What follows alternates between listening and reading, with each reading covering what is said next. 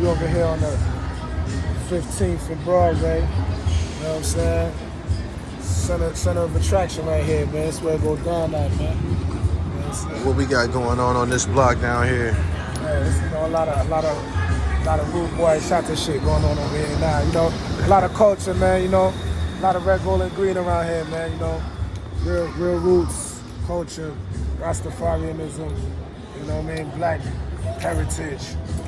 We got the Jamaican love over here. We got a lot of different cultures too. Over here, we got a lot of different bars. You know what I mean? You know, we got the Filipinos, got the Italians, everybody, man, and they all getting money in one spot. You know what I'm saying? Tell me about your background. Tell me about your background. Man, hey, man, I'm from New York, man. You know what I'm saying? I'm from Brooklyn, New York, man. I was born in BK, man. You know what I'm saying? Flatbush, Kings County Hospital, man. You know, I come from a family of Jamaicans, man. I come from, you know, all Jamaican. I'm the only American in my family, man. I was the youngest of my mother and my mother's last child, man. I was the only one born in America, man. So, you know what I'm saying? I came from a bunch of immigrants. Babylon and can't do a thing, can't have me like no puppy for no string. Say again, none of them a try this the king. So I see I fire we a flick. Babylon and can't do a thing. Hey yo. Man, hey, you know what I'm saying? I had to learn how to live both ways, you know what I'm saying? Like, honestly, I can't blame that boy Danny, he wasn't built for this. No gangsta shit and let niggas ride if they ain't militant. Was cooking from the start cause I came from illegal immigrants who never gave a thought of becoming official citizens. You know what I'm saying? So, and my parents was never really legal in this country, so we all had to get it how we live. Well, talk to me about poverty if you wear seats. But this kids in third world countries, this bare feet. On a dirt road, ain't no concrete on their street. Shadow pockets, but on the surface, that paint they red beat. Really got it out the bar, cause it's diamonds in the dirt. When did hip hop take a hold of you? Man, in the 80s, man, you know, the 80s, man. I remember back in the day, man, I used to listen to DJ Red Alert, nighttime, man, with my uncle and shit. Late nights, man, DJ Red Alert be spinning, man, and you know, he was just spinning that fire, man, and you know, it was this one Cool G rap joint, man, Brother on the Run. One night we was listening to that shit, you know, DJ Red Alert mixing, yeah. You know what I'm saying? We used to record them shits, man. Me and my uncle used to stay up and record the shit all night, man. That nigga dropped Brother on the Run. He dropped that shit, man. I was like, yo, this rap shit is real. Like, that shit just hit me different. It made me like, yo, this is what I want to do with my life. I was like 8, 9 years old. You started writing immediately? Immediately, man. I remember my first rhyme, like, I made a little joke about this girl in my class. You know, her name was Melissa, but I thought she was ugly and her breath stank. So I called her Medusa, and I was like, Melissa, you know what I'm saying? You know how you do, you know? But I was just such a lyrical nigga that I just started making songs about shit. And I used to just take niggas' shit, make my own songs. And next thing you know, man, I used to just sit in the kitchen just writing down niggas' lyrics and then learning they shit. And then I don't know, I just started writing my own shit. Right. How far did you go in high school in New York City, or did you go ended up in the correction system and all of that? Man, New York City, man, I went to about, I would say 10th grade, sophomore, some shit like that, man. Moved upstate, you know what I'm saying, after that. Got kicked out, fucking with them white schools upstate. Where'd you end up at, upstate New York, when you left New York City? Man, they had me out in Newburgh, Wallkill, Platickill, all that shit, man. You know what I'm saying? I was going to this white school in Wallkill. Yeah. You know what I'm saying? For like 10th grade or some shit like that, man. And, you know what I'm saying? It was a lot of us. There was a lot of niggas from the city up there and shit. We started just terrorizing that shit. Yeah. Taking over that whole area, like, it was ridiculous. When I first went through like Newburgh. Shout out to all my white girls from upstate. I don't mean to disrespect y'all, but you know what it is. Right. When I first went through upstate New York, I immediately noticed, like, damn, they got Jamaican restaurants out here in the middle of nowhere and shit. My peoples was up there, you know, like I said, my mom's introduced me to that shit. They was out there hustling way back in the day. That's the only reason I was up there, really, because my mom was a hustler. Right. You know what I'm saying? My mom used to hit the stove and all that, like, straight up. My mom used to hit the block. You ask about my mom's right. G in the hood, niggas know. No, I don't even want to say her name, man. Right. You know what I'm saying? Real shit. So the early part of your childhood, you said your family ended up getting like fragmented because of deportations and shit like that. You care to elaborate on that? Yeah, man. Like I said, man, I come from a real what I'm saying? My family was really into the game, like, you know what I'm saying, really on the block with it. I don't even think they was really legal in this country, but like, you know, all my family got caught up in some type of charges and shit. Like my pops, you know, he got caught up in gun shit. My brother gun shit. You know, my mom's, you know, they all, my whole family was out there hitting that block, man, getting that guap, getting money too, man. It was rich. It was rich back in the 80s and the 90s. You know, so all that shit started pouring down. Everybody started getting locked up. Niggas had to get it out they live. You know what I'm saying? But yeah, man. So.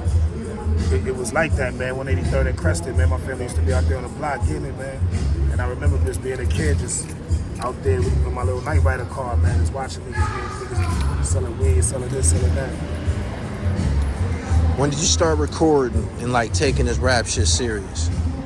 Recorded, you know, I started recording in like probably like 95, 96. You know what I'm saying? I had met some niggas from Harlem. You know what I'm saying? Like when I really started recording on track, this nigga named THRU.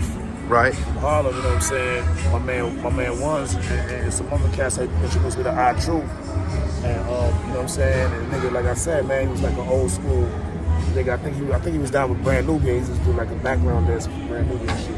But this nigga was, you know, had the crates, the records, everything. We was, you know, we was mixing on we was recording on 4-track, man. He was making turning 4 tracks to 8-track. You know, I really learned to hustle like the game like that. And that was the first time I ever recorded on a track. Right.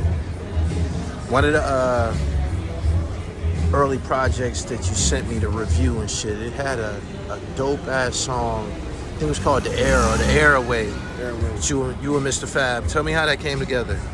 Man, yo, just fucking with Fab in the streets, man. Just fucking with him on some real conscious level shit, on some real black man shit. Right. And you know what I'm saying, from one black man to another black man, just recognizing realness. And we just was chopping it up and just, you know what I mean, like connected on some energy shit. And after that, it was just like, yo, we might as well do some shit together, do a song. And it was just like that. And then, you know, the Airway, the song is called The Airway. Right. The Airway is about, like, you know, the crime and violence that just seemed to have erupted during the pandemic. Right. A lot of people don't realize that, you know, during the course of the pandemic, you know, after the pandemic and shit like that, the violence is just like escalated crazy, you know what I'm saying? So it's just, you know, it was a song just to, you know, it was a lot of negative music out there, a lot of rah rah woo wah wah wah. So we're just trying to bring back the message. Right. You know what I'm saying? Like Melly Mel and them. Was y'all in the studio together? Nah, we did that shit like, you know what I'm saying? Email? Email and shit. Oh, okay. But yeah, that nigga Fab, like, you know what I'm saying? You know what I'm saying? That nigga Fab drop a motherfucker. That's my word. This nigga text me like, yo, send me the track. Yeah. That's my word. Before I can even finish, yo, I'm telling you, some unhuman shit. Yeah. I'm telling you. That shit wasn't even. You being an MC, you being a New York bred MC. Was you shocked at the level of lyricism out here in Northern California? Yes, seriously, and shocked that, you know what I mean? Like, yeah, I didn't know it was like that out here.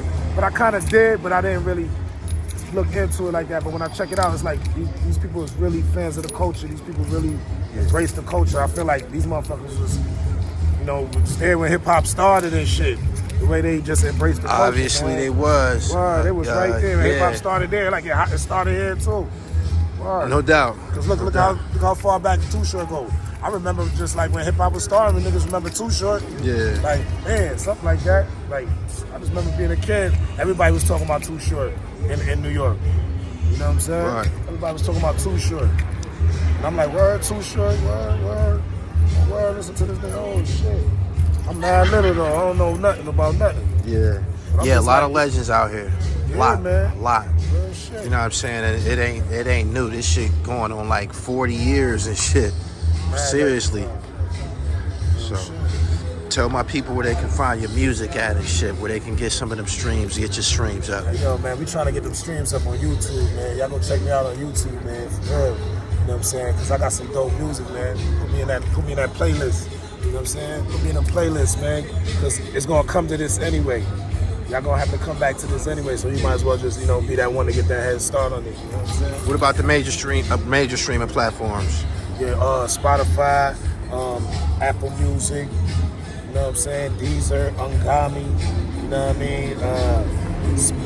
Tidal, you know what I'm saying? Yeah, you name it, everywhere. What's the most recent Amazon. project? It's Juelz. What's the name of that video we did? Juelz is the last project. Look out for this little video we got coming up called Animal. You know what I'm saying? You know, it's just about, man, following your instincts, man. You know what I'm saying? Like, you be knowing shit. You be feeling that instinct telling you some shit. You gotta listen to it. Right. You know what I'm saying? That's how you survive out here. Splash, you've been great, man, this whole trip, man. I appreciate everything, man. Give me a dope ass drop. You, man, for real, coming through, man. Yeah, you already know, man. Yeah, him as that nigga Unkasa. We could make it work if everything legit. No, they rather see you dead rather than to see you rich. Here with my nigga Gully TV. You already know Gully TV, global, worldwide, man. The dribble card. It's on. You know what I'm saying? Yeah, him